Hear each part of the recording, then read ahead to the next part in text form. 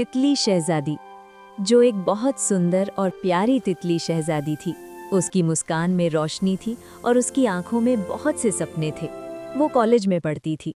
College में उसकी बहुत सारी सहेलियां थीं, लेकिन तितली शहजादी सबसे अलग थी। उसकी बातों में नरमी थी, उसके अंदाज में सच्चाई थी और उसके दिल में हिम्मत थी। लोग उसे बहुत पसंद करते थे और वो जानती थी कि वो सच में सबसे अलग है। एक दिन ऐसा आया जो उसकी जिंदगी का सबसे खास दिन था। तितली शहजादी ने अपनी क्लास में फर्स्ट पोजीशन हासिल की। उसके हाथ में ट्रॉफी थी और आंखों में खुशी के आंसू थे। उसने वो ट्रॉफी प्यार से अपनी स्टडी टेबल पर रख दी, जैसे कोई सपना सच हो गया हो। अगले दिन उसने अपनी खुशी में अपनी सभी सहेलियों को पार्टी दी। वो उन्हें एक महंगे रेस्टोरेंट ले गई, सबको उनकी पसंद का खाना खिलाया। सबने हंसी मजाक किया और बहुत बातें की। वो दिन सच में बहुत खास था। लेकिन खुशियों की कीमत भी चुकानी पड़ती है। उस दिन वो महल देर से पहुंची। जब उसने वजह बताई तो उसकी सौतेली माँ को बहुत गुस्सा आ गया। गुस्से और जलन में उसने तितली शहजादी को महल के एक कमरे में बंद कर दिया।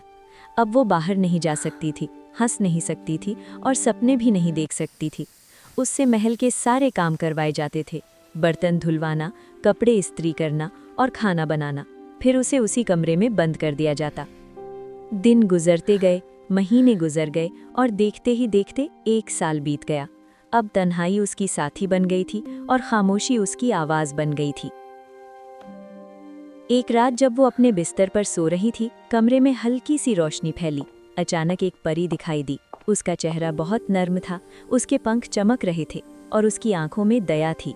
परी ने प्यार से पूछा, क्या मैं तुम्हारी मदद कर सकती हूँ? तितली शहजादी की आंखों से आंसू निकल आए।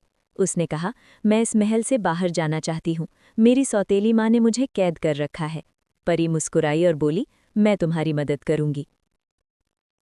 उस दिन के बाद परी रोज आने लगी। वो उसे बाहर की दुनिया की कहानियां सुनाती, आसमान, फूल और खुशियों की बातें करती।